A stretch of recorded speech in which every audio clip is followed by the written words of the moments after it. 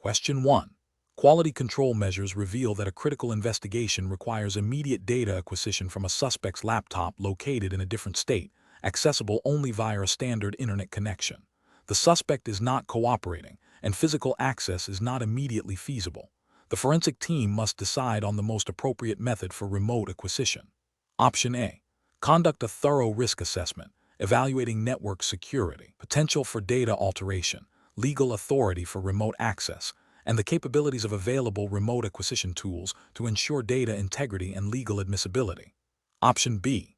Rely on the remote user's technical expertise to perform a local backup of the hard drive and transmit the backup image over a secure channel. Option C. Initiate an immediate remote acquisition using the most readily available remote access software, prioritizing speed over detailed procedural checks. Option D. Instruct the remote user, if identifiable and accessible, to copy specific files to a cloud storage service for later retrieval by the forensic team. The correct answer is A. Conduct a thorough risk assessment, evaluating network security, potential for data alteration, legal authority for remote access, and the capabilities of available remote acquisition tools to ensure data integrity and legal admissibility. Explanation. This scenario presents a professional challenge due to the inherent risks associated with remote data acquisition. The primary challenge lies in balancing the need for timely evidence collection with the imperative to maintain data integrity, security, and legal admissibility. Remote acquisition introduces complexities such as network instability, potential for data alteration by remote users or processes, and the difficulty of ensuring chain of custody in a non-physical environment. Careful judgment is required to select a method that minimizes these risks while adhering to legal and ethical standards. The correct approach represents best professional practice because it prioritizes a thorough risk assessment tailored to the specific remote acquisition scenario. This involves evaluating the technical feasibility, potential impact on the remote system, legal authority, and the security of the data transfer. By documenting this assessment and selecting the least intrusive yet effective method, examiners uphold the principles of data integrity and legal admissibility, aligning with the standards expected of a certified EnCase examiner. This proactive approach ensures that the acquisition is conducted in a manner that is both legally sound and technically defensible, minimizing the likelihood of evidence being challenged on grounds of compromise. An incorrect approach that involves initiating an immediate, unvetted remote acquisition without a prior risk assessment is professionally unacceptable. This failure constitutes a significant ethical and potentially legal lapse. It bypasses critical due diligence, increasing the likelihood of data spoliation or alteration, which would render the evidence inadmissible. Furthermore, it demonstrates a disregard for the potential impact on the remote system and its users, violating principles of responsible digital forensics. Another incorrect approach, such as relying solely on the remote user's technical capabilities to secure the data, is also flawed. This abdicates the examiner's responsibility to ensure proper forensic procedures are followed, creating a significant gap in the chain of custody and raising serious questions about the integrity of the acquired data.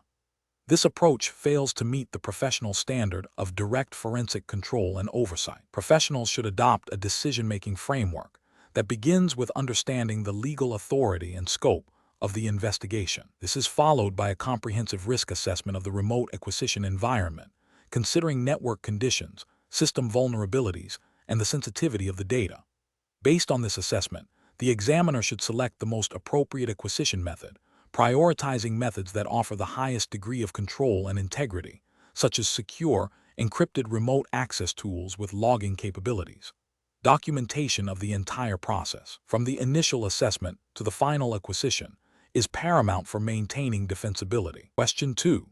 System analysis indicates a digital forensic investigator is tasked with examining a suspect's home office for evidence related to a financial fraud investigation. The investigator has received information suggesting that critical financial records and communication logs are stored on the suspect's primary workstation and a secondary external hard drive. The investigator is aware that the suspect has a history of attempting to destroy evidence when confronted. The investigator has obtained a search warrant that broadly authorizes the seizure of all electronic devices and data related to financial transactions.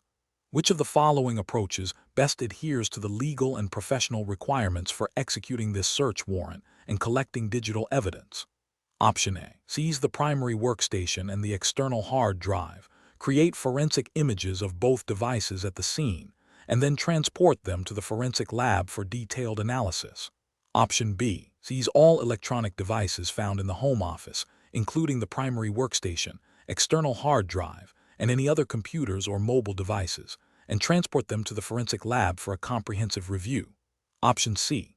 Seize only the primary workstation, as it is the most likely location for active financial records, and leave the external hard drive behind to avoid overstepping the warrant scope.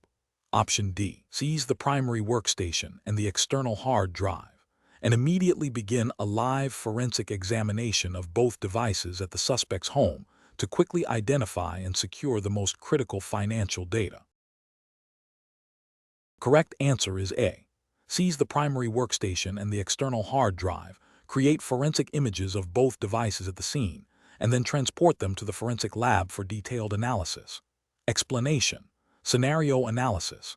This scenario presents a common challenge in digital forensics where the urgency of an investigation clashes with the strict legal requirements for obtaining and executing search warrants. The examiner must balance the need to preserve potential evidence from being altered or destroyed with the constitutional rights of the individual or entity being investigated.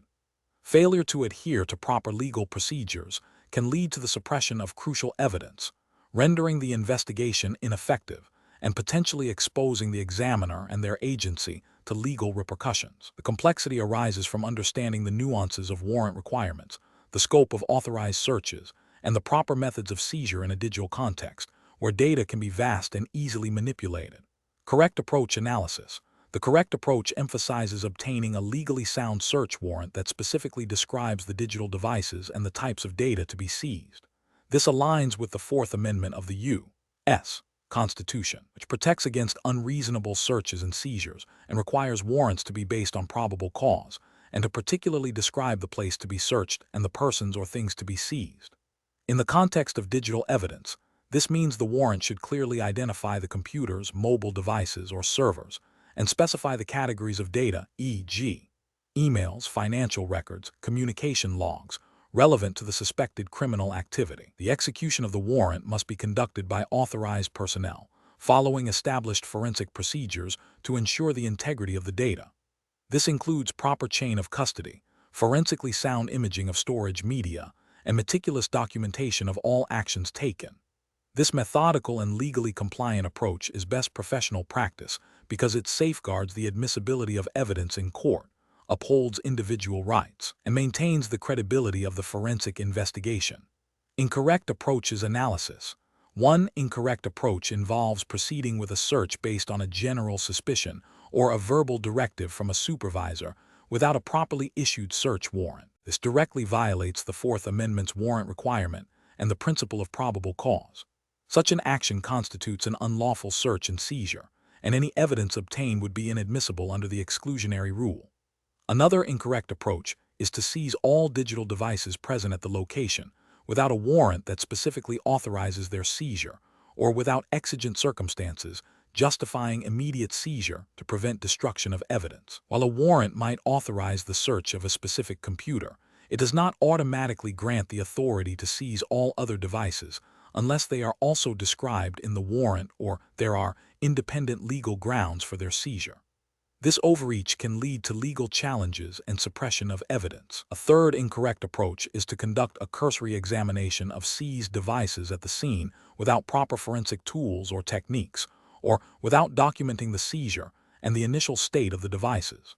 This compromises the integrity of the evidence and the chain of custody. Forensic best practices dictate that seized digital media should be handled with extreme care to prevent alteration, and any examination should be conducted in a controlled forensic environment using validated tools and methodologies. Professional reasoning. When faced with a situation requiring digital evidence collection, a forensic examiner must prioritize legal compliance. The decision-making process should begin with confirming the existence of probable cause and the necessity of a search. If probable cause exists, The next critical step is to work with legal counsel to draft a search warrant application that is specific and particular in its description of the place to be searched and the items to be seized, especially concerning digital data. During execution, the examiner must strictly adhere to the scope of the warrant, employ forensically sound methods for data acquisition and preservation, and maintain an unbroken chain of custody. Any deviation from these principles, driven by perceived urgency or pressure, risks compromising the entire investigation. Question 3. Assessment of the ethical considerations for a digital forensic examiner who, while investigating a corporate data breach as per a court order, discovers clear evidence of child exploitation material on a server that is not part of the original scope of the investigation. Option A. Secure the child exploitation material and share it with colleagues for their opinion on its significance before reporting it. Option B. Continue the original investigation, meticulously documenting the child exploitation material but taking no further action until the original investigation is concluded. Option C. Document the discovery of the child exploitation material and immediately report it to the appropriate law enforcement agency through the designated legal channels, while continuing the original investigation within its defined scope. Option D. Immediately cease the original investigation and focus solely on analyzing and reporting the child exploitation material to law enforcement. The correct answer is C. Document the discovery of the child exploitation material and immediately report it to the appropriate law enforcement agency through the designated legal channels, while continuing the original investigation within its defined scope. Explanation. Scenario analysis. This scenario presents a common ethical dilemma in digital forensics where a forensic examiner discovers evidence of a crime unrelated to the original investigation. The challenge lies in balancing the duty to the client or the court to remain within the scope of the investigation with the ethical obligation to report criminal activity. Maintaining objectivity and avoiding bias are paramount. The examiner must navigate potential conflicts of interest, preserve the integrity of the evidence, and adhere to legal and professional standards without overstepping their authority or compromising the primary investigation. Correct approach analysis. The correct approach involves documenting the discovery of the unrelated evidence meticulously and reporting it to the appropriate authority, typically the lead investigator or legal counsel overseeing the case. This upholds the forensic examiner's duty to be thorough and objective. By reporting the discovery through proper channels, the examiner ensures that the new evidence is handled according to legal procedures, potentially initiating a separate investigation. This aligns with professional codes of conduct that emphasize integrity, objectivity, and the reporting of illegal activities discovered during an investigation. It also respects the defined scope of the original engagement while fulfilling a broader ethical and legal responsibility. Incorrect approaches analysis.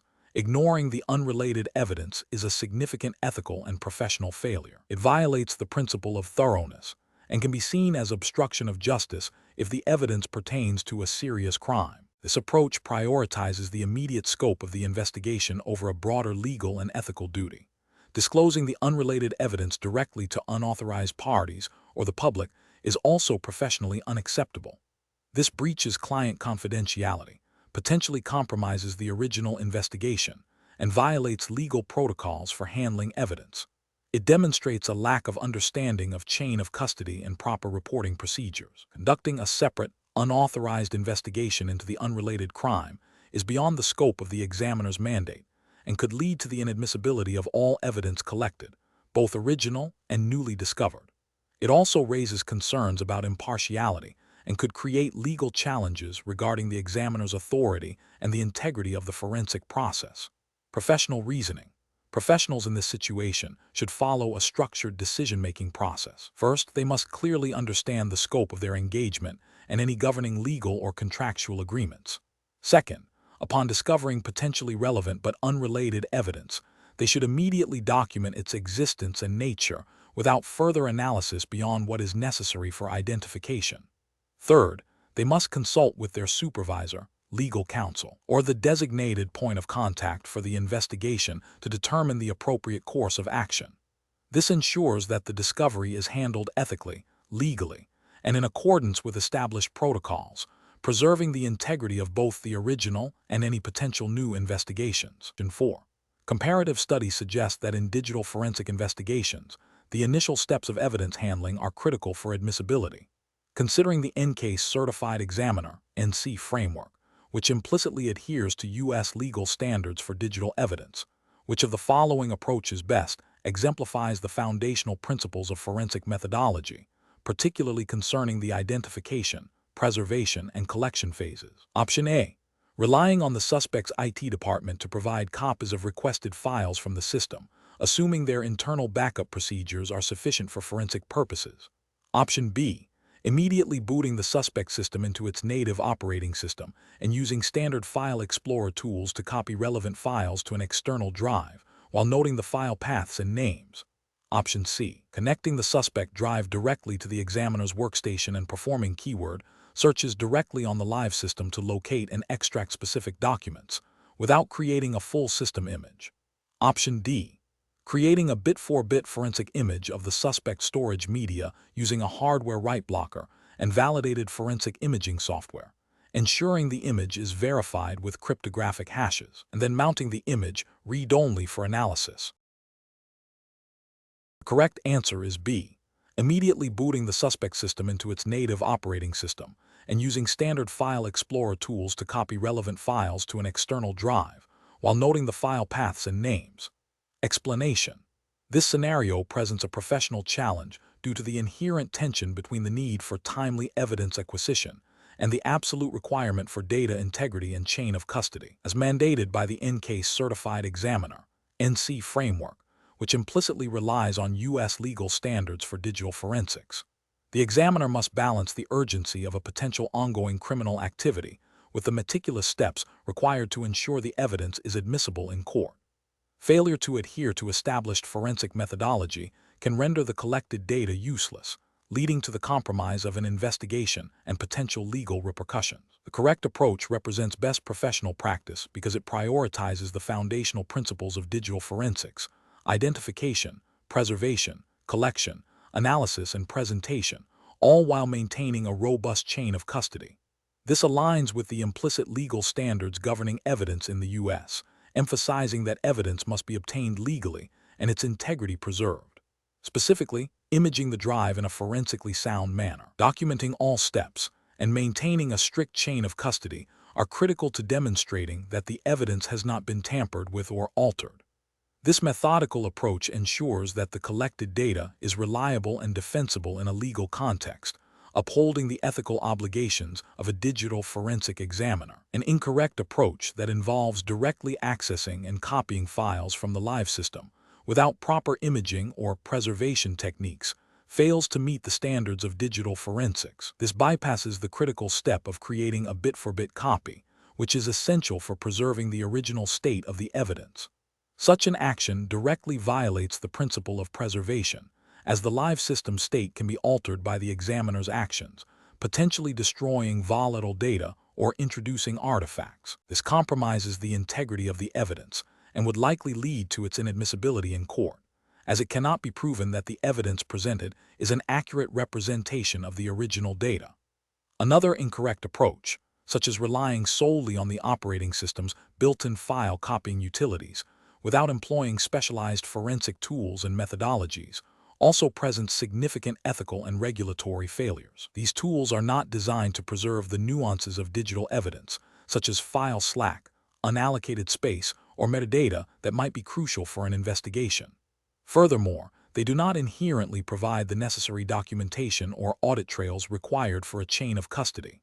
This method risks altering timestamps, overriding deleted data, and failing to capture the complete digital footprint, thereby undermining the scientific rigor expected in digital forensic investigations and violating the principles of collection and preservation. A professional reasoning process for similar situations should involve a systematic evaluation of the case requirements against established forensic best practices. This includes 1. Understanding the legal and jurisdictional requirements, implicitly U.S. standards for EnCE. 2. Identifying the scope of the investigation and potential evidence types. 3. Selecting appropriate forensic tools and techniques that ensure data integrity and chain of custody. 4. Meticulously documenting every step of the process. And 5. Preparing a clear and objective presentation of findings. prioritizing preservation and integrity over speed, unless explicitly authorized and justified under exigent circumstances with strict documentation, is paramount. Question 5. The efficiency study reveals that a digital forensic examiner, while conducting an examination for a corporate client, discovers that the primary suspect in the investigation is a close personal friend.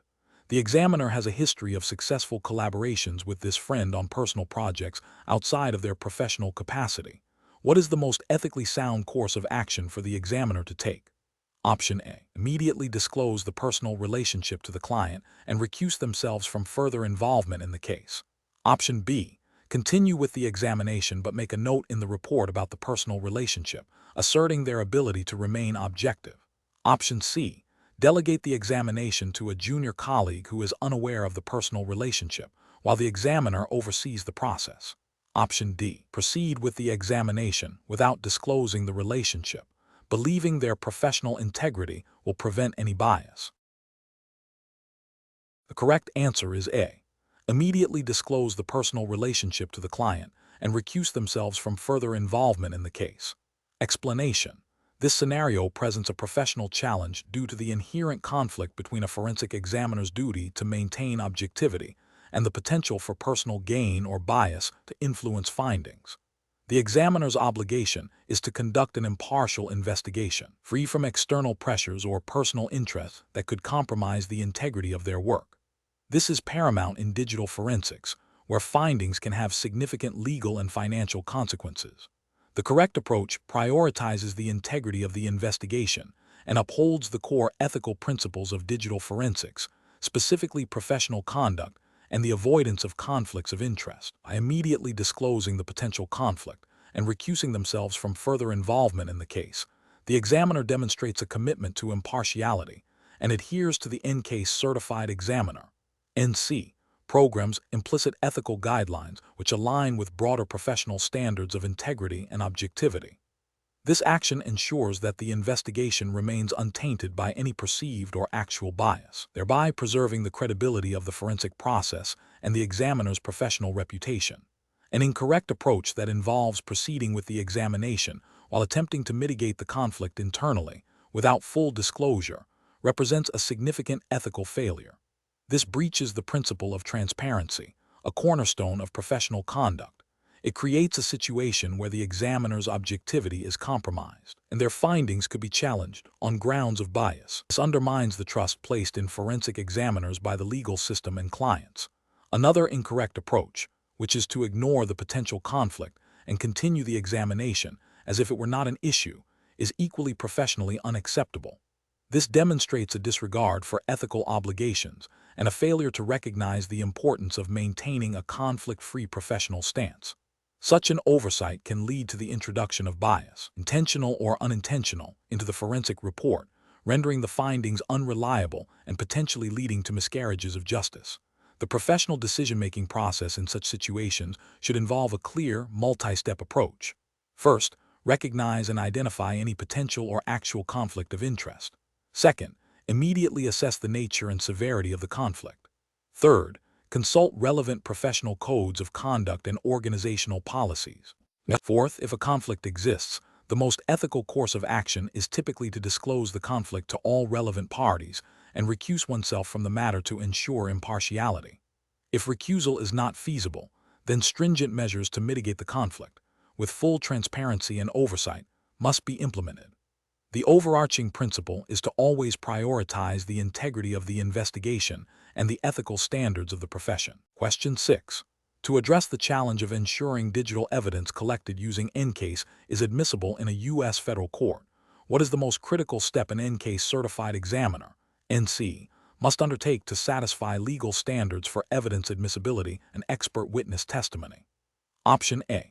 Independently validate the forensic tools and methodologies used during the examination, meticulously document every step of the process, and maintain a verifiable chain of custody for all collected evidence. Option B. Rely exclusively on the automated reporting features of the EnCase software to generate findings, assuming the software's inherent reliability guarantees admissibility. Option C. focus primarily on the technical aspects of data recovery and analysis, assuming that legal requirements for admissibility will be addressed by legal counsel without direct examiner involvement in process validation. Option D. Prioritize the rapid acquisition of all data from the suspect media to ensure the most comprehensive dataset is available for analysis, regardless of initial documentation detail. The correct answer is A. Independently validate the forensic tools and methodologies used during the examination, meticulously document every step of the process, and maintain a verifiable chain of custody for all collected evidence. Explanation. This scenario presents a professional challenge because the admissibility of digital evidence in a U.S. federal court hinges on strict adherence to established legal standards, particularly the federal rules of evidence-free. As an EnCase certified examiner, EnCE, the primary responsibility is to ensure that the forensic process and the resulting evidence meet these legal thresholds, thereby supporting its admission in court. The examiner must not only possess technical proficiency, but also a thorough understanding of the legal framework governing evidence. The correct approach represents best professional practice because it prioritizes the foundational legal principles that dictate evidence admissibility. Specifically, it focuses on establishing the reliability and integrity of the evidence through a documented, repeatable, and scientifically sound forensic methodology. This aligns directly with FRE 702, testimony by expert witnesses, and FRE 401, test for relevant evidence, ensuring that the evidence is both relevant and that the expert testimony explaining it is based on sufficient facts or data, is the product of reliable principles and methods, and that the expert has reliably applied these principles and methods to the facts of the case. The chain of custody, proper documentation, and validation of tools are all critical components of demonstrating the reliability and authenticity required for admissibility. An incorrect approach that relies solely on the output of forensic software without independent validation or a clear understanding of the underlying principles fails to meet the standards of FRE 702. This is because the expert witness must be able to explain and defend the methodology used, not just present software-generated results. Such an approach risks the evidence being deemed inadmissible due to a lack of demonstrated reliability or the expert's inability to qualify as an expert under the Daubert standard, which FRE 702 is based upon. Another incorrect approach that focuses on the speed of data acquisition over meticulous documentation and validation would also be professionally unacceptable. While efficiency is desirable, it cannot come at the expense of the integrity and admissibility of the evidence. The legal system demands a thorough and transparent process. Failing to document each step, validate tools, or maintain a strict chain of custody can lead to challenges regarding the evidence's authenticity and reliability, potentially resulting in its exclusion. This directly violates the principles of due process and the requirements for presenting reliable evidence in court. The professional reasoning process for similar situations should involve a systematic evaluation of the forensic process against the relevant legal standards. This includes 1. Understanding the legal jurisdiction and its rules of evidence. 2. Planning the forensic examination with admissibility in mind, documenting every step. 3. Validating all tools and methodologies used. 4. Maintaining an unbroken chain of custody. 5. Preparing expert testimony that clearly articulates the methodology, findings, and their basis in reliable principles. 6.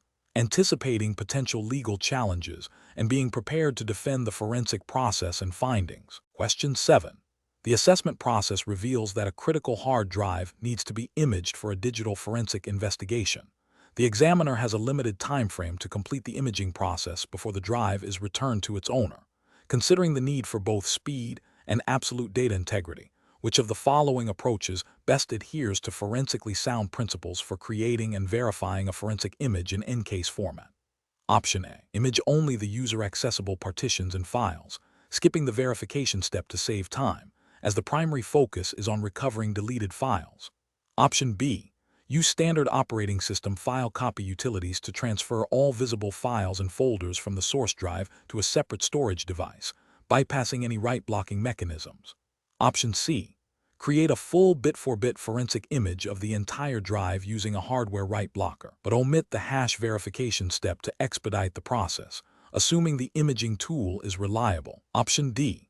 Create a full bit-for-bit forensic image of the entire drive using a hardware write blocker, and verify the image's integrity by comparing its cryptographic hash against the hash of the original source media.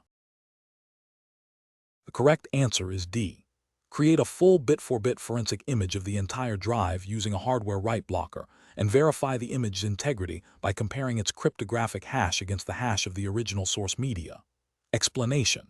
Scenario analysis.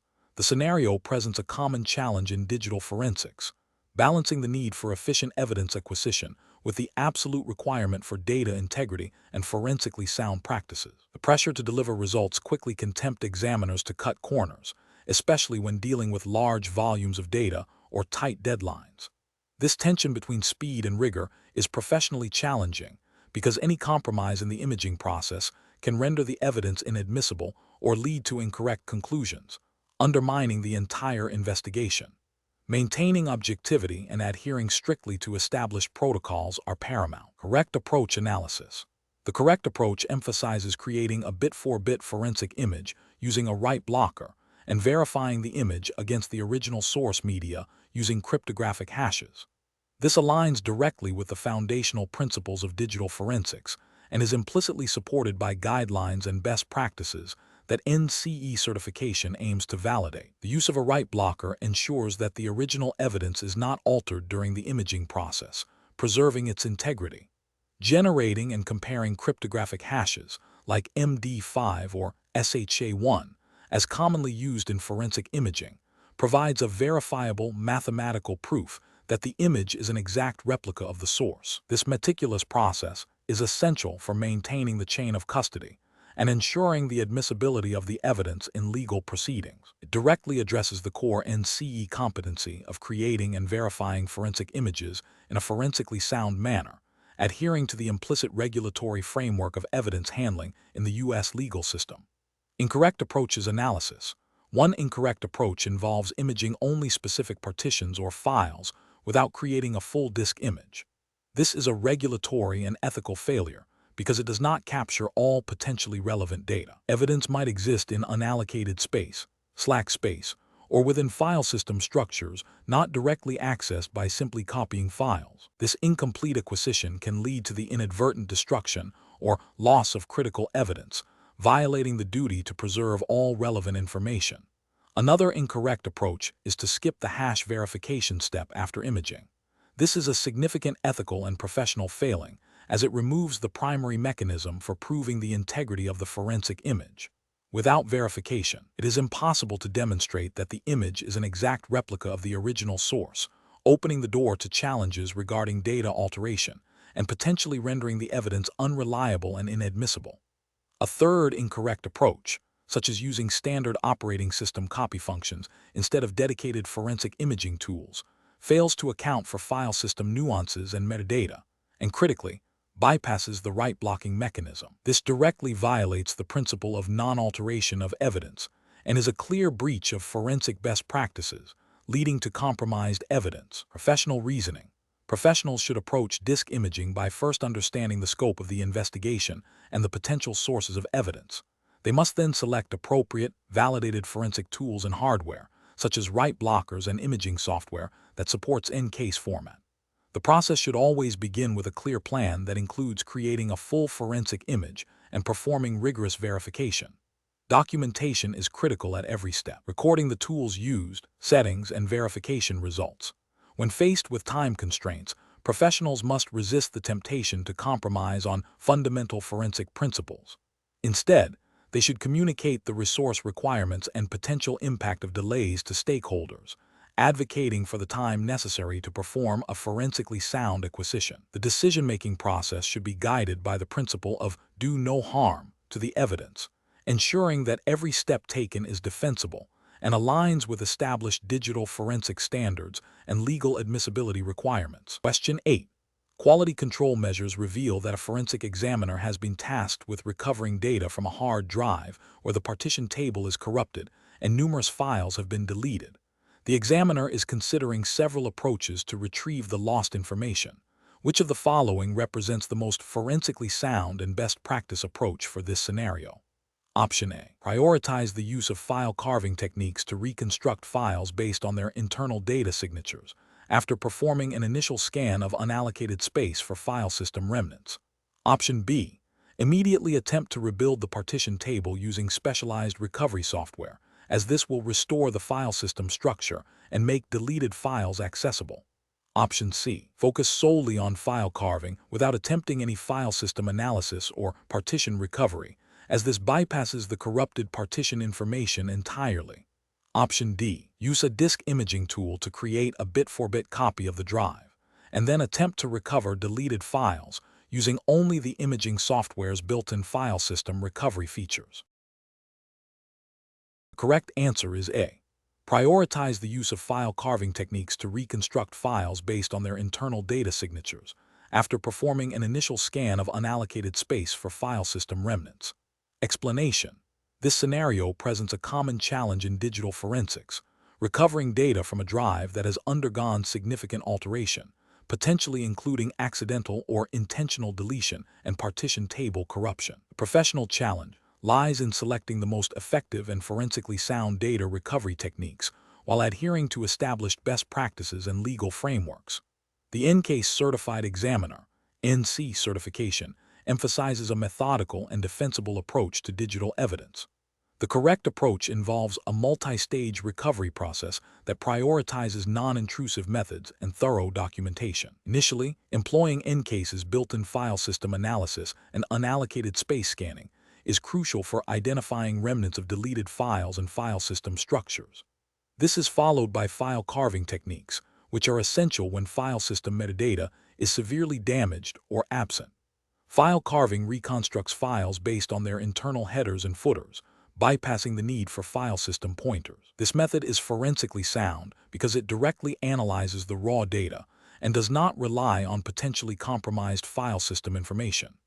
Adherence to the EnCase methodology, which is widely accepted in digital forensics, ensures that the recovery process is repeatable, verifiable, and documented, meeting the standards required for evidence admissibility. An incorrect approach would be to immediately resort to partition recovery tools without first attempting to analyze the existing file system structures and unallocated space. Partition recovery tools often overwrite data or make significant changes to the drive's structure, which can destroy valuable forensic evidence, including deleted file fragments.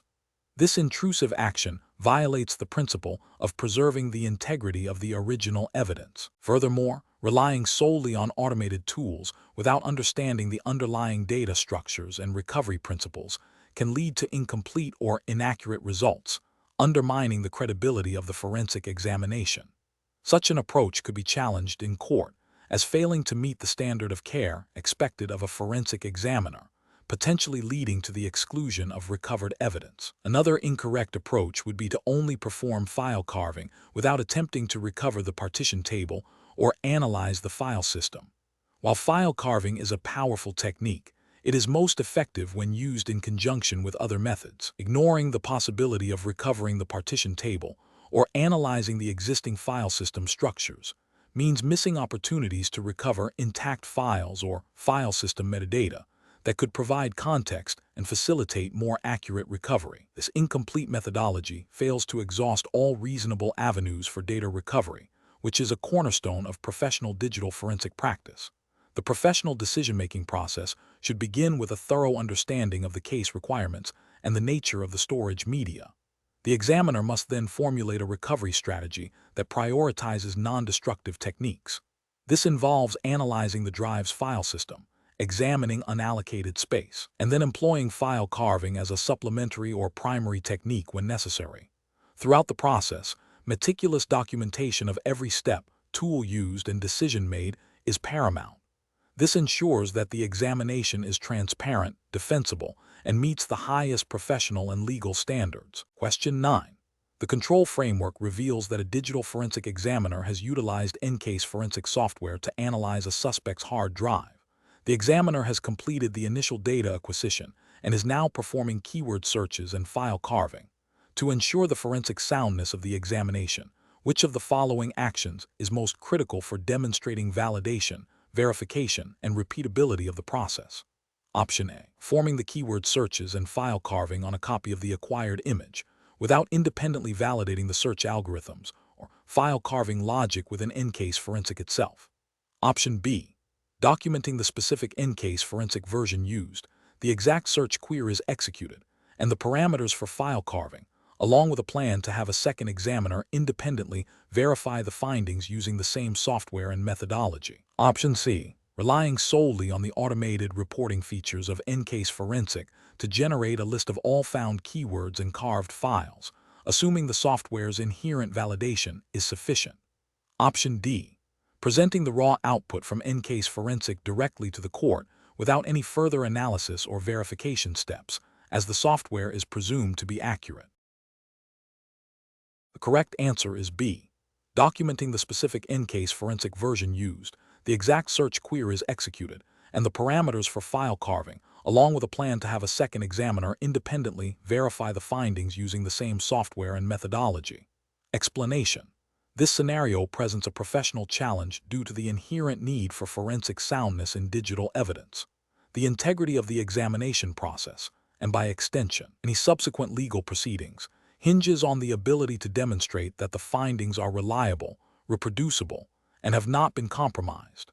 The EnCase Certified Examiner, EnCE certification emphasizes adherence to rigorous standards that ensure digital evidence is collected, preserved, and analyzed in a manner that withstands scrutiny. The correct approach represents best professional practice because it directly addresses the core tenets of forensic soundness: validation, verification, and repeatability. Validation ensures that the tools and methodologies used are appropriate and function as intended. Verification confirms that the results obtained are accurate and free from error. Repeatability ensures that another qualified examiner, using the same tools and methods, could achieve the same results. Adhering to these principles, as outlined in established digital forensics guidelines and best practices, is paramount for maintaining the admissibility and credibility of digital evidence in a legal context. This aligns with the ethical obligations of a digital forensic examiner to conduct thorough and unbiased investigations. Incorrect approaches fail to uphold these critical principles, leading to potential regulatory and ethical failures. An approach that relies solely on the output of a tool without independent verification risks introducing or perpetuating errors, thereby compromising the integrity of the evidence. This could be considered a failure to exercise due diligence and professional skepticism, which are fundamental ethical requirements. Furthermore, neglecting to document the validation and verification steps means that the forensic soundness of the examination cannot be independently assessed, potentially violating rules of evidence that require demonstrable reliability. An approach that skips crucial verification steps, such as rerunning analyses or cross-referencing findings with alternative methods, demonstrates a lack of rigor and a disregard for the principles of repeatability and accuracy. This can lead to the introduction of false positives or negatives, undermining the entire investigative process and potentially leading to miscarriages of justice. Ethically, this constitutes a failure to provide competent and reliable forensic services. The professional decision-making process for similar situations should involve a systematic approach to ensuring forensic soundness. This begins with understanding the specific requirements of the case and the relevant legal and ethical frameworks. It then involves selecting appropriate tools and methodologies, followed by rigorous validation and verification of those tools and methods. Throughout the examination, meticulous documentation of every step, including any deviations or challenges encountered, is essential. Finally, a critical review of the findings, including seeking peer review where appropriate, helps to ensure accuracy and completeness. This structured approach, grounded in the principles of forensic soundness, is crucial for maintaining professional integrity and ensuring the reliability of digital evidence. Question 10. Consider a scenario where a forensic examiner is tasked with investigating a suspected data exfiltration incident from a Windows workstation. The workstation's primary drive is formatted with NTFS, and the examiner discovers a USB drive that was recently connected, formatted with FAT32. The examiner needs to reconstruct the timeline of events, including when files were accessed on the workstation and potentially copied to the USB drive. Which of the following approaches best ensures the integrity and admissibility of the digital evidence, adhering to U.S. legal and forensic standards? Option A. Focus primarily on file carving techniques across both the NTFS and FAT32 partitions to recover deleted files, assuming that recovered file fragments will provide sufficient temporal information. Option B. Thoroughly analyze the NTFS master file table, MFT, for file timestamps and the FAT32 file allocation table, FAT, for evidence of file allocation and deletion, correlating these findings with system event logs to establish a comprehensive timeline of file access and transfer. Option C. Apply a generic file system analysis methodology, assuming that the metadata structures and temporal information are consistent across both NTFS and FAT32, and proceed with a high-level overview of file presence. Option D. Examine only the file system metadata for the NTFS partition, as it is the primary operating system drive, and disregard the FAT32 partition as it is considered secondary storage with less critical metadata. The correct answer is B. Thoroughly analyze the NTFS master file table, MFT, for file timestamps and the FAT32 file allocation table, FAT, for evidence of file allocation and deletion, correlating these findings with system event logs to establish a comprehensive timeline of file access and transfer. Explanation. This scenario presents a professional challenge due to the critical nature of digital evidence and the potential for misinterpretation of file system structures. The examiner must demonstrate a thorough understanding of how data is organized and stored across different file systems to accurately reconstruct events and identify relevant artifacts. Failure to do so can lead to incorrect conclusions, potentially impacting legal proceedings and the integrity of the investigation. The EnCase Certified Examiner EnCE certification emphasizes a deep understanding of these technical nuances within the context of U.S. legal and regulatory frameworks. The correct approach involves a systematic and evidence-based analysis of the file system structures, prioritizing the preservation and accurate interpretation of metadata. This aligns with best professional practices by ensuring that the examination is conducted with scientific rigor and adheres to established forensic principles. Specifically, understanding NTFS master file table, MFT, and its associated metadata, EXTs and nodes, HFS plus S catalog nodes, and apps B-trees is crucial for accurately determining file creation, modification, and access times, as well as file ownership and permissions. This meticulous approach supports the admissibility of digital evidence by demonstrating that the examination was conducted in a forensically sound manner, free from bias or error, and in compliance with the Daubert standard for expert testimony, which requires scientific validity and reliability. An incorrect approach that focuses solely on file carving without a foundational understanding of the underlying file system structures is professionally unacceptable. This would represent a failure to adhere to forensic best practices, potentially leading to the misattribution of evidence or the omission of critical metadata. Such an approach could be challenged in court, as it lacks the scientific rigor required for admissibility. Furthermore, neglecting the specific metadata associated with each file system type, e.g., the MFT and NTFS, nodes and EXT, would violate the principle of thoroughness in digital forensics, potentially leading to incomplete or inaccurate findings. This could also be seen as a failure to meet the ethical obligations of a forensic examiner to conduct a complete and unbiased investigation. Another incorrect approach might involve applying knowledge of one file system's metadata structure to another without proper validation. For instance, assuming the metadata structure of NTFS is identical to that of apps would lead to misinterpretations and flawed conclusions. This demonstrates a lack of specialized knowledge and a failure to recognize the distinct characteristics of different file systems, which is a critical deficiency for an EnCE. This could be construed as negligence and a violation of professional standards, as it suggests an examiner is not adequately prepared to handle diverse digital evidence. The professional decision-making process for similar situations should involve 1. Identifying the file system present on the storage media. 2. Recalling or researching the specific structural characteristics and metadata associated with each identified file system. 3. Prioritizing the examination of metadata to establish timelines, ownership, and file integrity. 4. Utilizing forensic tools that accurately interpret these structures and metadata. 5. Documenting all findings and the methodology used, ensuring transparency and reproducibility. 6. Continuously validating findings against known forensic principles and, where applicable, legal standards for evidence admissibility. Question 11. The investigation demonstrates a scenario where a suspect's digital footprint is suspected to be distributed across multiple storage media, including a primary workstation's hard drive, an external USB drive, a RAID array configured for data redundancy, and potentially cloud-based storage services. The examiner must determine the most effective and forensically sound method to acquire and preserve all relevant digital evidence from these diverse storage devices. Which of the following approaches best addresses the jurisdictional requirements and best practices for digital evidence preservation in this complex storage environment? Option A. Prioritize the acquisition of data from the primary workstation's hard drive, assuming it contains the majority of relevant evidence, and address other storage devices only if initial findings are inconclusive.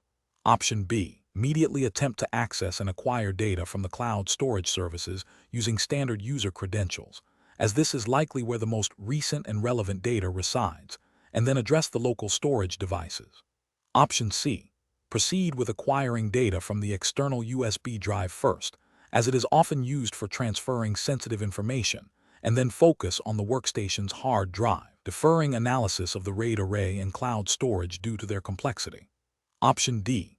Conduct a thorough risk assessment of all identified storage devices, prioritizing acquisition methods that maintain data integrity and chain of custody for each specific device type, including planning for potential data distribution across the RAID array and secure access to cloud storage.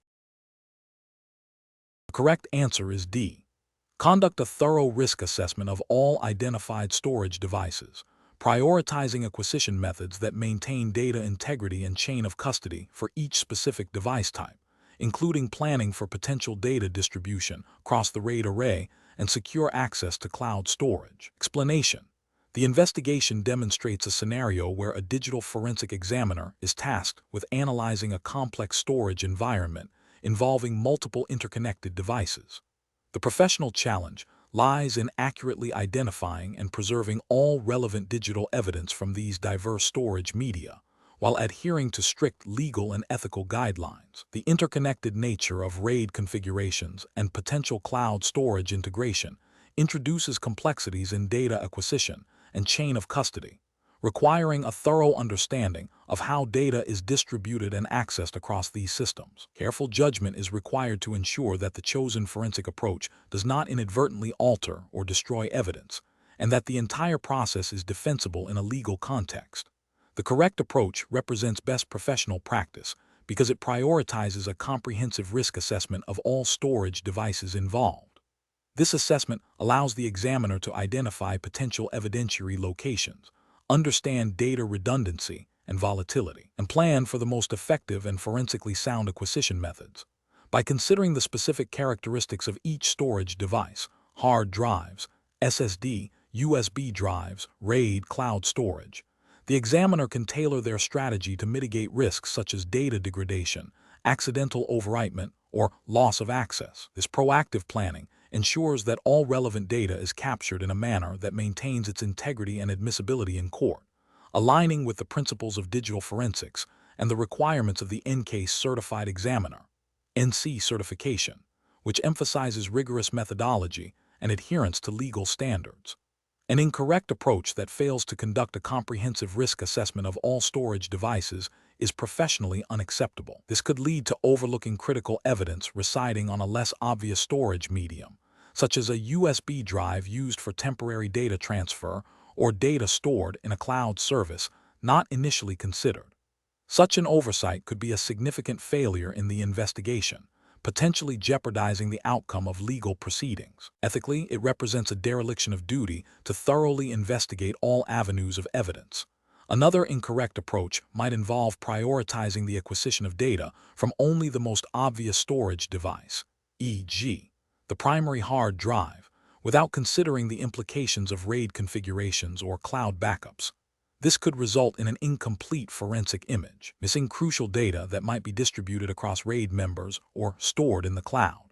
This failure to account for the full scope of the storage environment violates the principle of comprehensive evidence collection and could be challenged in court as insufficient investigation.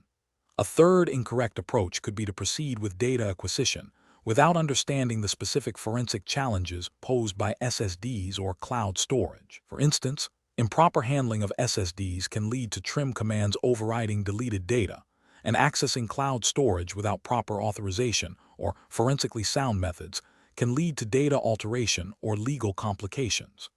These failures demonstrate a lack of technical proficiency and adherence to best practices, potentially rendering the acquired evidence inadmissible. The professional decision-making process for similar situations should involve a systematic risk-based approach. First, identify all potential sources of digital evidence, including all storage devices. Second, conduct a thorough risk assessment for each identified source, considering its type, configuration, potential for data volatility, and legal access requirements. Third, develop a detailed forensic plan that outlines the acquisition strategy for each device, prioritizing forensically sound methods and tools.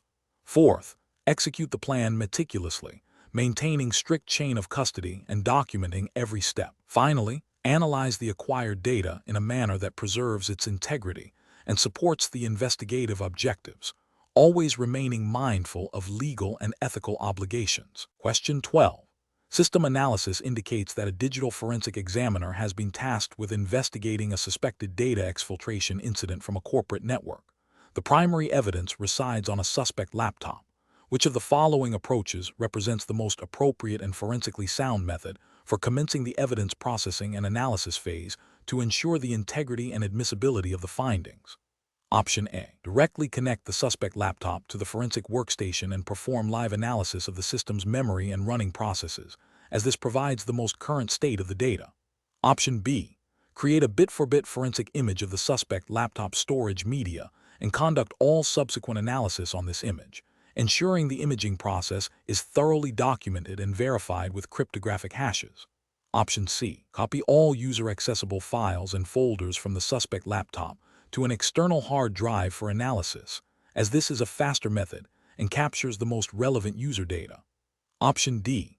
Perform a sector-by-sector copy of the suspect laptop storage media to a new drive, but skip the step of verifying the integrity of the copied data with cryptographic hashes to save time. The correct answer is B. Create a bit-for-bit forensic image of the suspect laptop storage media and conduct all subsequent analysis on this image, ensuring the imaging process is thoroughly documented and verified with cryptographic hashes. Explanation: Scenario analysis. This scenario presents a common challenge in digital forensics where the integrity of evidence is paramount, and the examiner must balance the need for thorough analysis with the imperative to preserve the original state of the data. The professional challenge lies in selecting an analysis methodology that is both comprehensive and scientifically sound, while adhering to established best practices and legal requirements for evidence handling.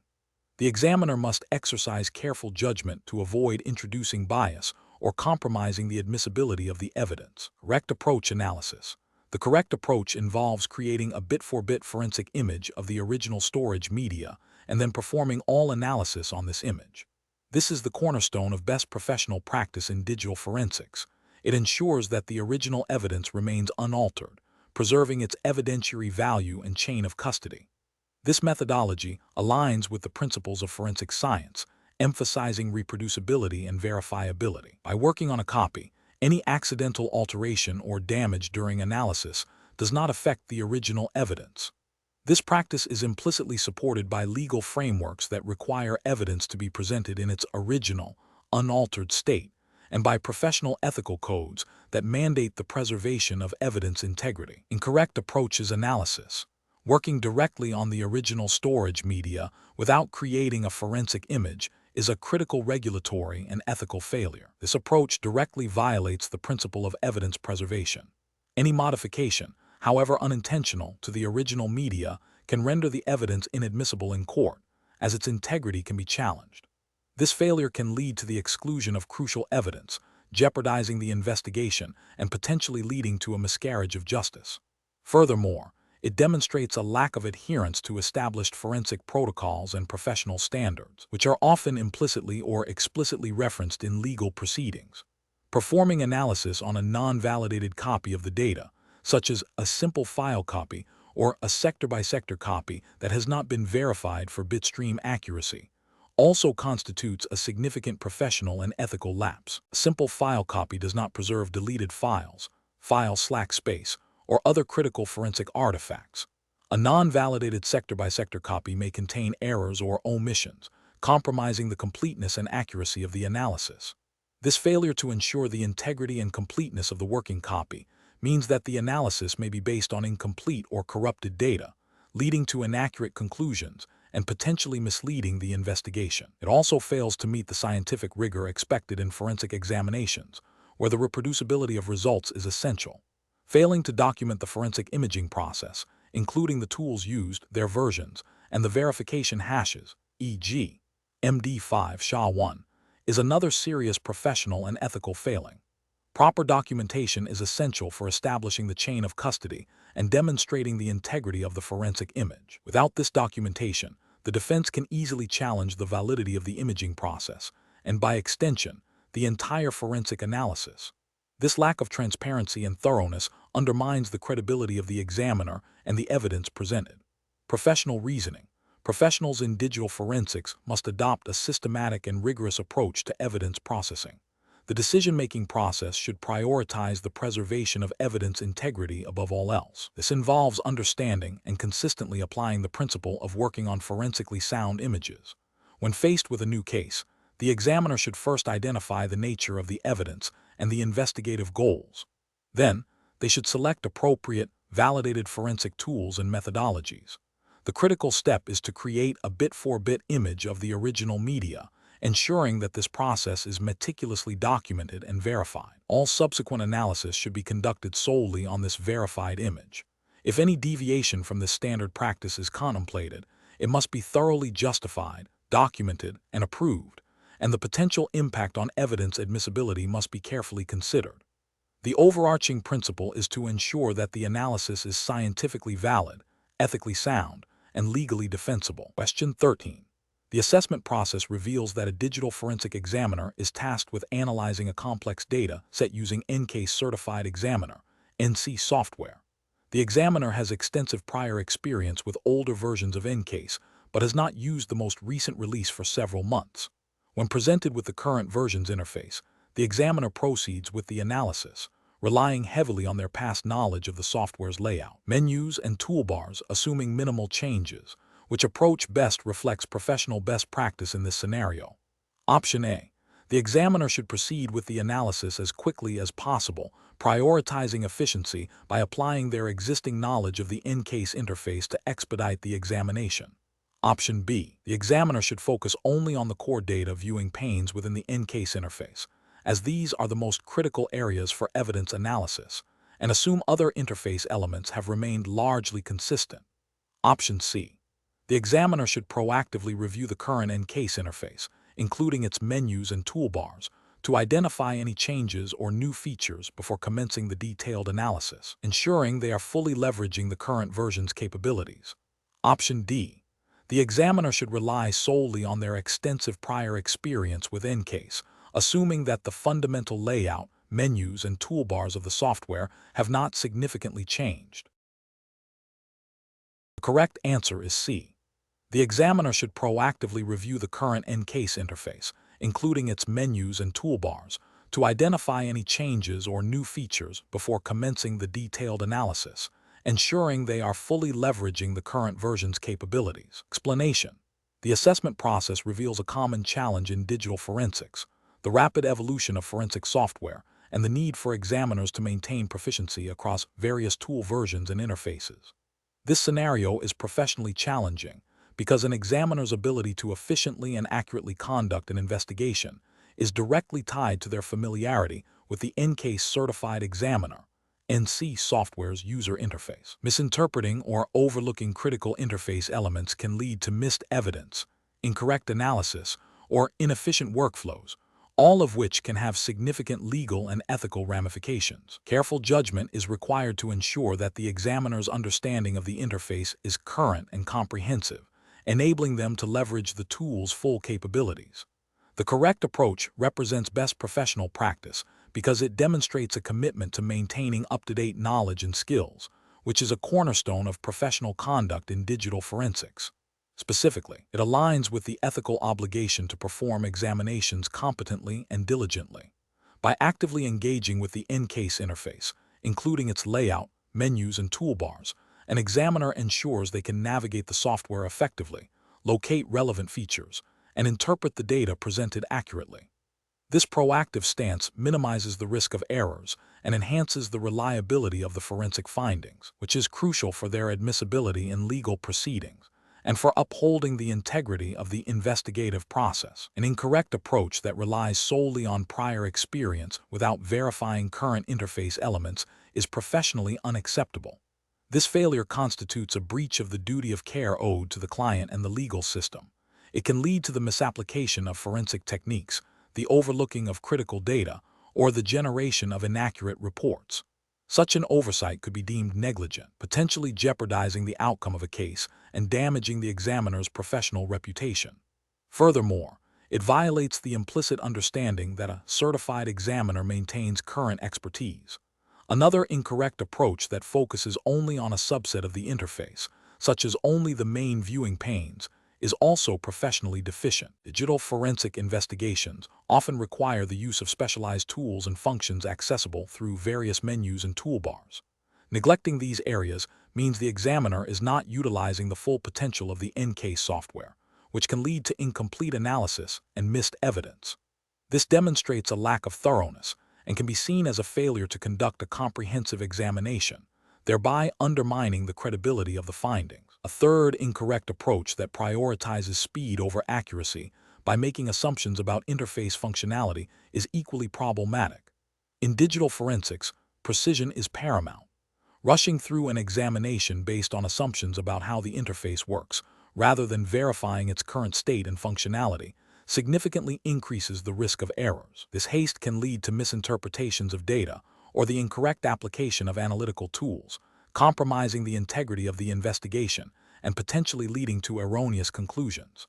The professional reasoning process for similar situations should involve a systematic approach to tool validation and interface familiarization. Before commencing any critical examination, professionals should 1. Confirm the version of the forensic software being used. 2. Review the software's documentation or release notes for any significant interface changes or new features. 3. Conduct a brief walkthrough of the interface, paying attention to the layout, menus, and toolbars to refresh their memory and identify any discrepancies from previous versions. 4. If unsure about a specific function or feature, consult reliable resources or seek guidance from experienced colleagues or the software vendor. This methodical approach ensures that the examiner is working with current knowledge and maximizing their ability to conduct a thorough and accurate forensic examination. Question 14. Examination of the data shows that a forensic image of a suspect's hard drive has been created using EnCase. To ensure the integrity of this image for potential court presentation, which of the following actions is the most critical step to verify that the image is an exact bit-for-bit replica of the original media? Option A. Review the imaging log files for any reported read errors or warnings during the acquisition. Option B. Compare the file system metadata, e.g., file sizes, dates, of the original media with that of the forensic image. Option C. Rely on the hash value reported by the EnCase software upon completion of the imaging process. Option D. Independently calculate the hash value of the original media and compare it to the hash value of the forensic image using a separate, trusted hashing utility. Correct answer is D. Independently calculate the hash value of the original media and compare it to the hash value of the forensic image using a separate, trusted hashing utility. Explanation. This scenario presents a common challenge in digital forensics, ensuring the integrity of digital evidence after it has been acquired. The professional challenge lies in the critical need for verifiable and repeatable processes that withstand scrutiny in legal proceedings. Failure to properly verify image integrity can lead to the exclusion of evidence, undermining the entire investigation. Careful judgment is required to select and apply appropriate methods that meet established forensic standards and regulatory expectations.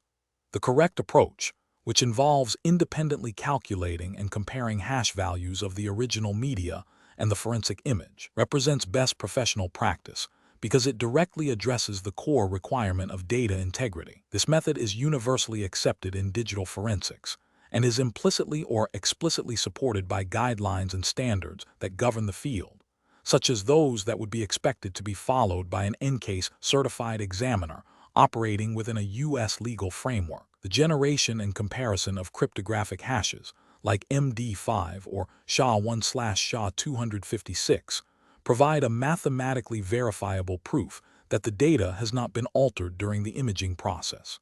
This aligns with the legal principle of chain of custody and the evidentiary standard of authenticity. An incorrect approach that involves relying solely on the hashing algorithm reported by the imaging software without independent verification fails to meet professional standards. This is because it introduces a single point of failure.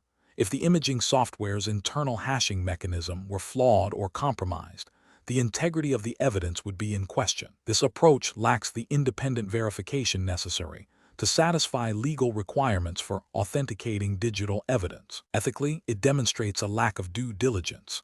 Another incorrect approach, which is to assume image integrity if no errors are reported during the imaging process, is also professionally unacceptable. While error reporting is important, it does not guarantee that the data has not been altered in a way that would not trigger a read error but would still change the data content. This approach bypasses the fundamental requirement of cryptographic verification and relies on an incomplete assessment of integrity. It fails to provide the robust proof of authenticity required in a legal context and could be challenged as insufficient. A further incorrect approach, such as comparing the file system metadata of the original media and the forensic image without hashing, is inadequate. File system metadata can be altered independently of the file content itself, and its comparison does not confirm the bit-for-bit accuracy of the entire data set. This method does not provide the necessary assurance that the forensic image is an exact replica of the original source media, which is the cornerstone of digital evidence integrity. The professional decision-making process for similar situations should involve a systematic approach. 1. Understand the legal and regulatory requirements for evidence handling in the relevant jurisdiction. 2. Select forensic tools and methodologies that are widely accepted and validated. 3. Implement a process that includes independent verification of critical steps, such as image hashing. 4. Document all steps taken, including the tools used, their versions, and the results obtained. 5. Be prepared to explain and defend the methodology used to ensure evidence integrity. Question 15. Performance analysis shows that a recent network intrusion has potentially compromised sensitive customer data. The forensic investigation is underway, and the examiner needs to conduct an impact assessment. Which of the following approaches best balances thoroughness with the need for timely information to inform remediation efforts? Option A. Focus exclusively on the endpoint devices of users who reported suspicious activity, assuming the intrusion is limited to those specific individuals. Option B.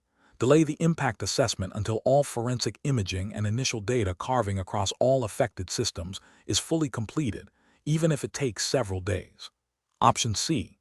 Prioritize the examination of systems and data repositories most likely to contain evidence of data exfiltration or modification, based on the initial incident indicators and the nature of the compromised data. Option D. Conduct a superficial review of all accessible system logs and user activity across the entire network to identify any anomalies, regardless of their potential relevance to the primary incident. The correct answer is C. Prioritize the examination of systems and data repositories most likely to contain evidence of data exfiltration or modification, based on the initial incident indicators and the nature of the compromised data. Explanation. This scenario presents a common challenge in digital forensics, balancing the need for thoroughness with the practical constraints of time and resources, especially when dealing with potentially large and complex data sets. The professional challenge lies in making informed decisions about the scope and depth of an impact assessment without compromising the integrity of the investigation or overlooking critical evidence. Careful judgment is required to prioritize investigative efforts and ensure that the assessment accurately reflects the potential consequences of a security incident. The correct approach represents best professional practice because it aligns with the principles of efficient and effective digital forensic investigations. By focusing on the most probable and impactful areas first, an examiner can quickly identify critical evidence and assess the extent of the compromise. This methodical approach, often guided by the incident response plan and the nature of the suspected compromise, ensures that resources are allocated where they are most needed.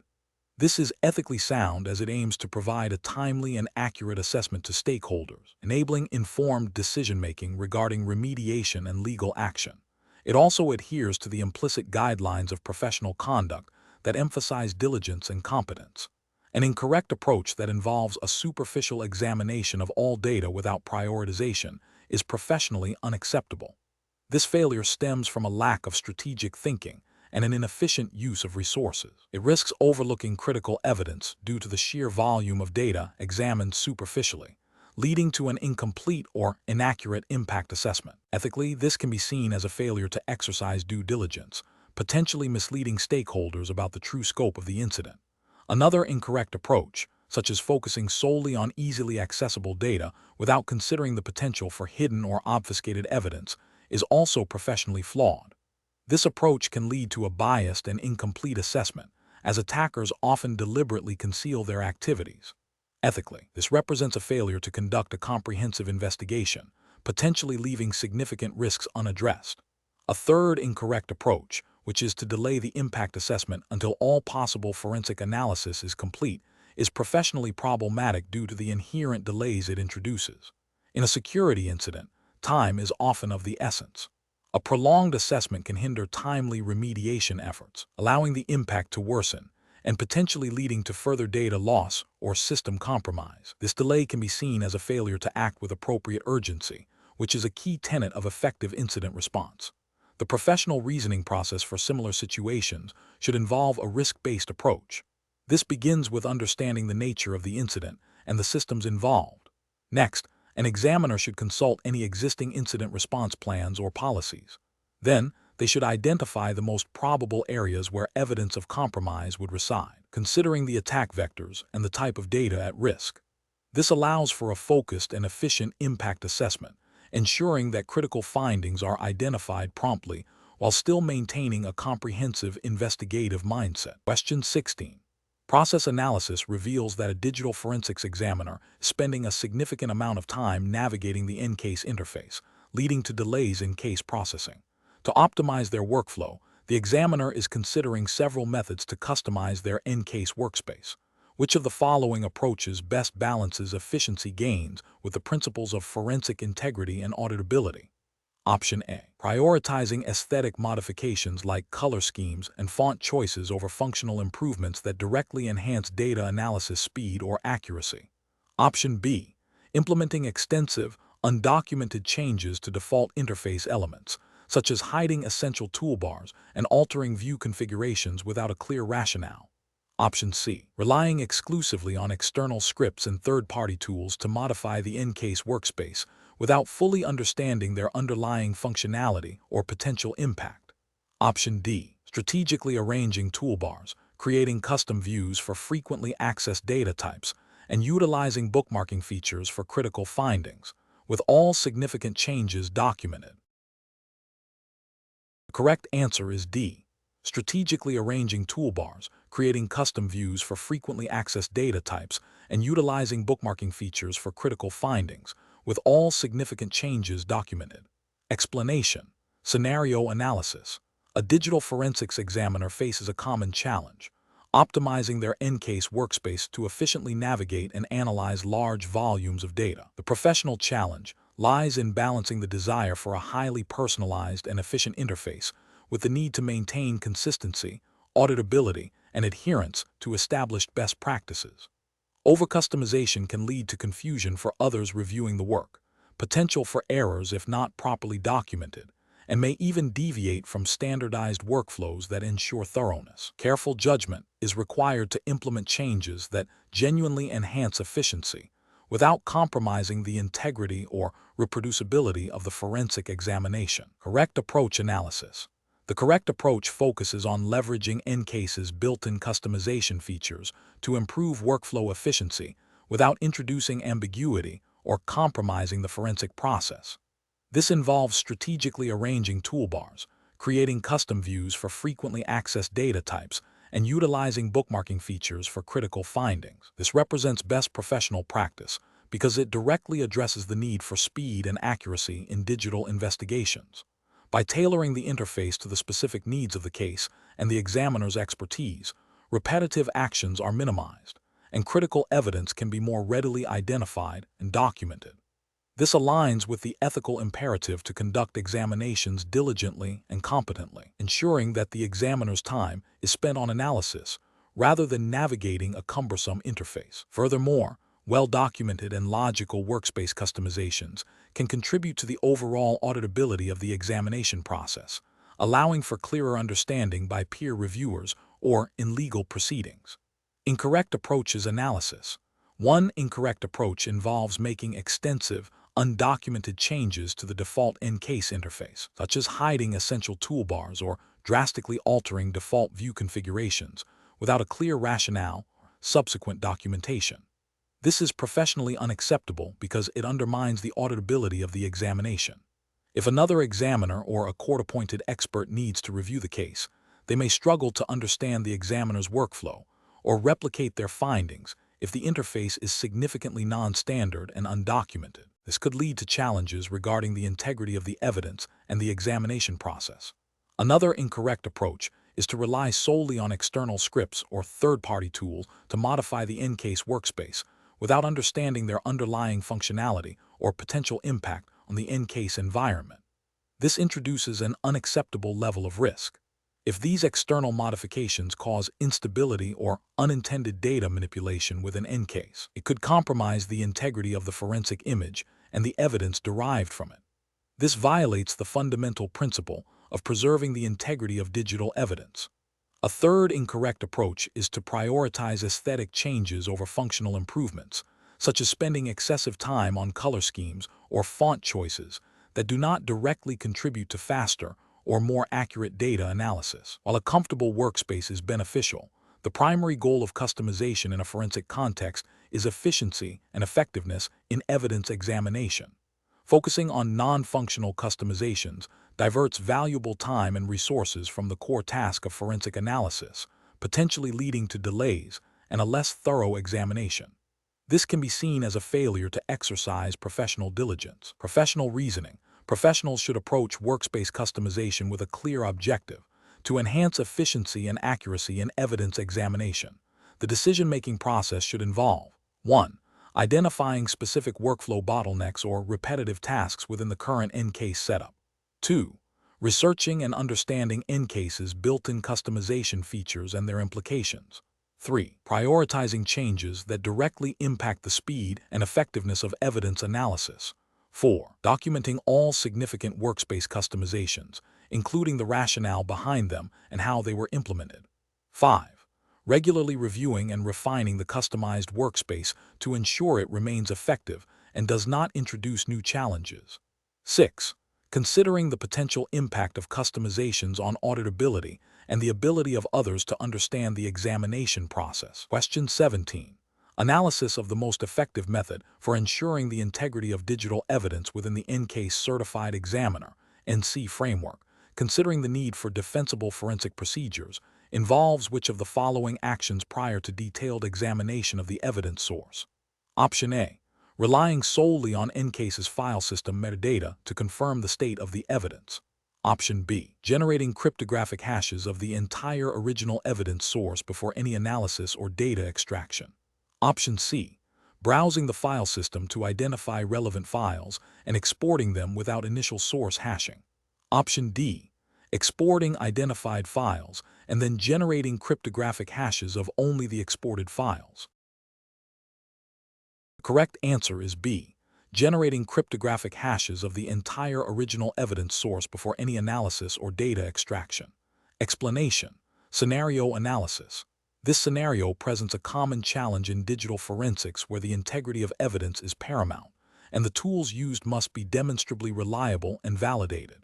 The challenge lies in selecting the appropriate EnCase functionality for a critical task, ensuring that the chosen method aligns with established forensic best practices and regulatory expectations for evidence handling. The examiner must balance efficiency with the absolute requirement for defensibility, understanding that any deviation can lead to the exclusion of evidence. Correct approach analysis.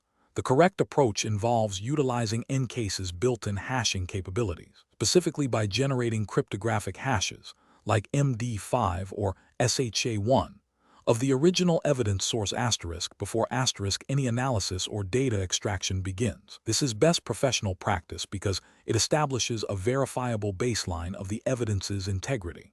If the hashes of the original source match the hashes of the data examined or extracted later, it provides strong assurance that the data has not been altered. This aligns with the fundamental principles of digital forensics, emphasizing the preservation of evidence integrity, which is implicitly or explicitly required by various legal frameworks and professional codes of conduct that govern digital evidence admissibility. For instance, in the U.S., Federal Rules of Evidence Free 901 and 702, along with case law, demand that evidence be authenticated and that expert testimony be based on reliable methods. Hashing is a universally accepted method for authentication in this context. Incorrect approach is analysis. One incorrect approach is to rely solely on EnCase's file system, browsing to identify and export relevant files, without first hashing the entire evidence source. This is professionally unacceptable because it bypasses the crucial step of verifying the integrity of the entire original evidence. If the evidence source were to be tampered with before browsing, the examiner might unknowingly work with altered data, and the subsequent export would be based on compromised information. This failure directly contravenes the principle of maintaining evidence integrity and can lead to the exclusion of evidence under FRE 901, as its authenticity cannot be reliably established. Another incorrect approach is to only hash the extracted files after they have been identified and exported. While hashing the exported files is good practice, it does not address the integrity of the original evidence source. If the original source was compromised, the exported files, even if they hash consistently with each other, may not represent the true state of the evidence at the time of seizure. This approach fails to provide a complete chain of custody and integrity verification from the point of acquisition to the point of analysis, potentially violating evidentiary rules regarding the foundation for admitting digital evidence. A further incorrect approach is to assume that EnCase's internal file system metadata is sufficient for integrity verification without independent cryptographic hashing. File system metadata can be manipulated or corrupted, and it does not provide the same level of cryptographic assurance as a hash function. Relying solely on metadata for integrity checks is a significant professional failing, as it ignores established forensic methodologies designed to provide objective and verifiable proof of data integrity, making the evidence vulnerable to challenges regarding its authenticity and reliability. Professional reasoning. Professionals should adopt a systematic approach that prioritizes evidence integrity from acquisition to reporting. This involves understanding the specific requirements of the jurisdiction and the legal standards for evidence admissibility. When using forensic tools like EnCase, the decision-making process should always begin with verifying the integrity of the original evidence source through cryptographic hashing. This foundational step ensures that all subsequent analysis and data handling are performed on a known, untampered dataset. If challenges arise, the examiner must be able to articulate and demonstrate the steps taken to preserve and verify evidence integrity, referencing established forensic methodologies and relevant legal precedents. This proactive approach to integrity management is crucial for building a defensible case and maintaining professional credibility. Question 18. Stakeholder feedback indicates a critical incident has occurred on a production server that is actively processing sensitive financial transactions. The incident response team needs to acquire data from this running system immediately to understand the nature of the compromise and prevent further damage. However, the system is highly unstable, and any disruption could lead to significant financial losses and data corruption. The primary objective is to preserve volatile data and gain insight into ongoing malicious activity without causing the system to crash or altering existing evidence. Option A. Manually copy critical files and directories identified by the incident response team directly from the running operating system to an external drive. Option B. Utilize a forensically sound live acquisition tool designed to capture volatile memory and system state information while minimizing system impact, documenting all steps and tool usage. Option C. Immediately shut down the server to perform a full disk image, ensuring no further changes occur to the non-volatile storage. Option D. Wait for the next scheduled maintenance window to perform a cold acquisition of the server's storage devices. The correct answer is B. Utilize a forensically sound live acquisition tool designed to capture volatile memory and system state information while minimizing system impact, documenting all steps and tool usage. Explanation.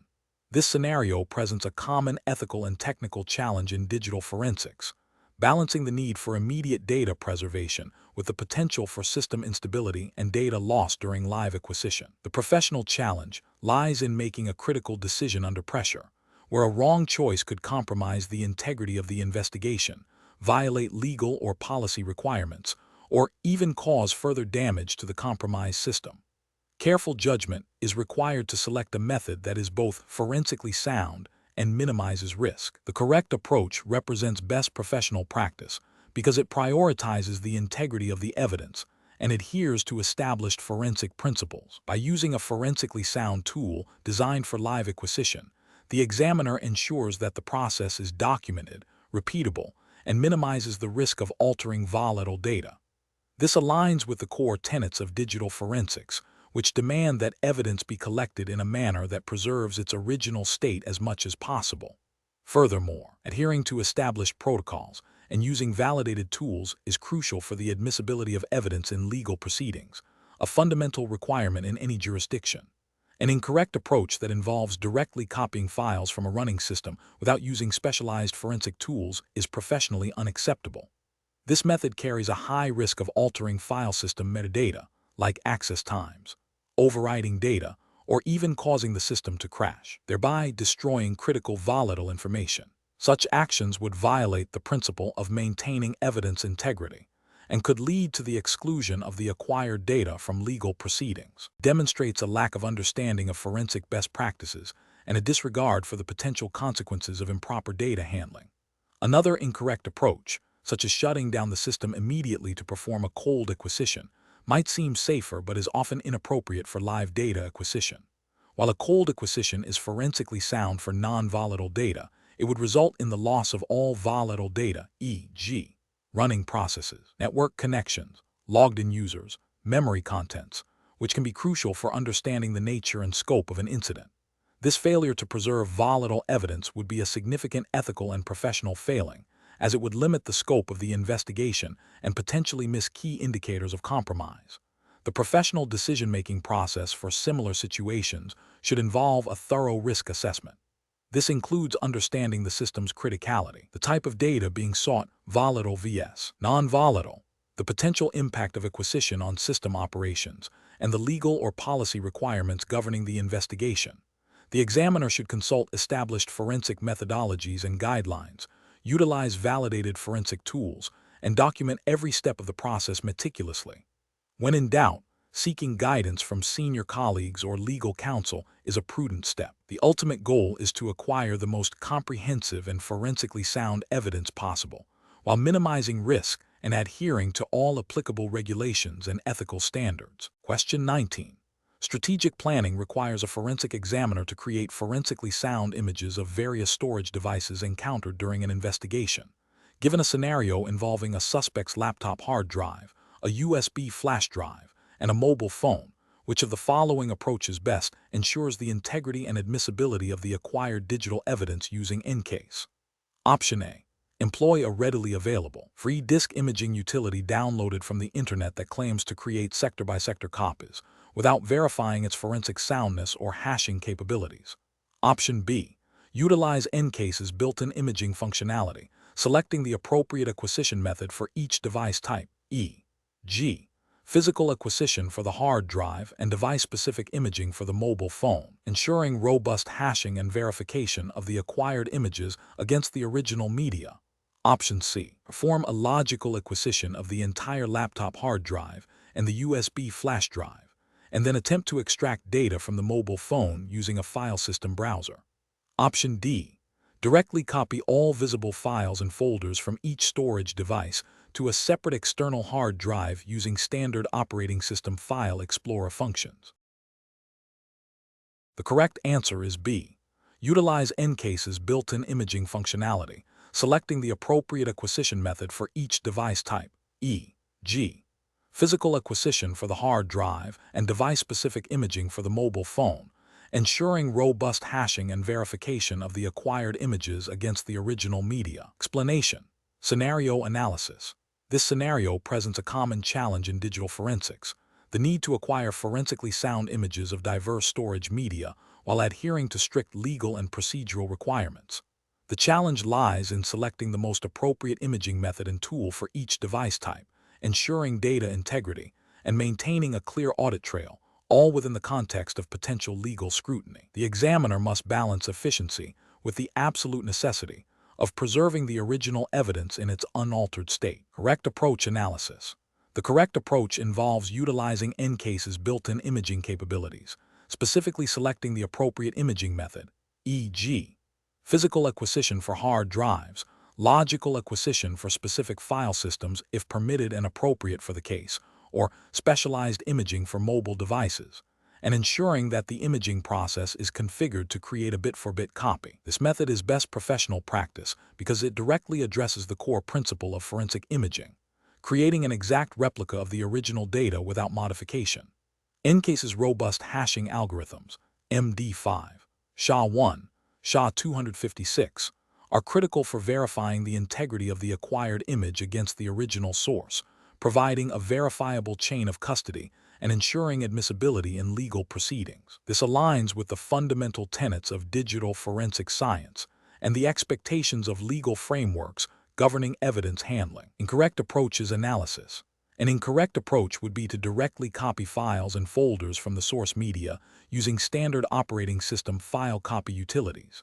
This is professionally unacceptable because file copy operations do not preserve deleted data, file slack space, or crucial metadata associated with file system structures. This method fundamentally alters the state of the original evidence by creating a new file system structure and potentially overriding unallocated space. It fails to create a forensically sound image, making the acquired data unreliable and inadmissible in court.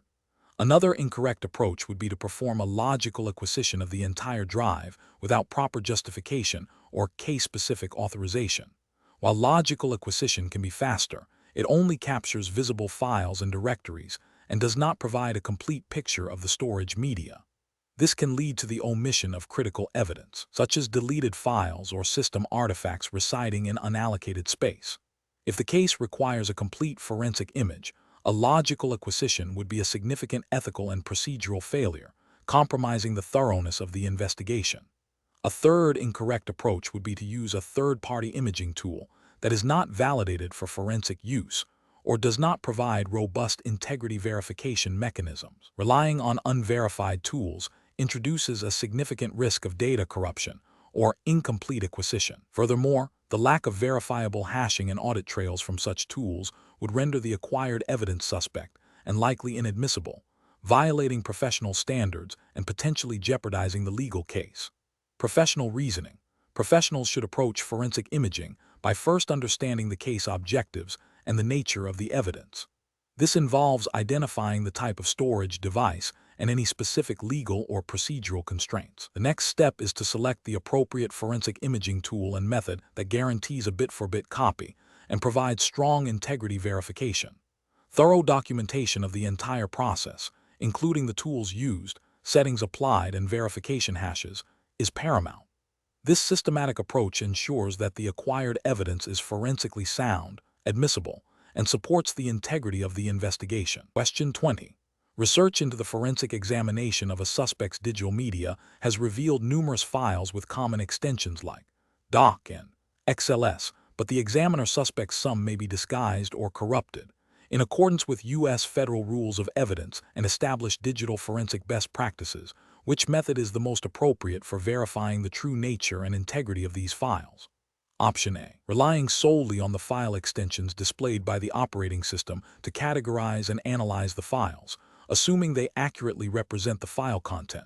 Option B. Ignoring file signatures for files that appear to be deleted or fragmented, as these are less likely to contain reliable signature data.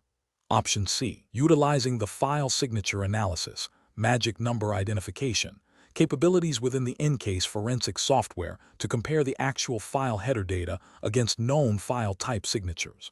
Option D, manually creating and applying custom file signature definitions within the forensic tool without independent validation or documentation of the process.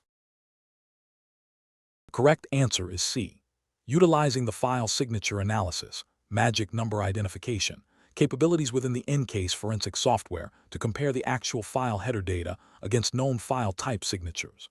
Explanation: this scenario is professionally challenging because the examiner must balance the need for thoroughness in digital forensic analysis with the strict adherence to legal and regulatory frameworks governing evidence handling and reporting. The EnCase Certified Examiner (EnCE) certification implies a focus on U.S. legal and regulatory standards for digital evidence.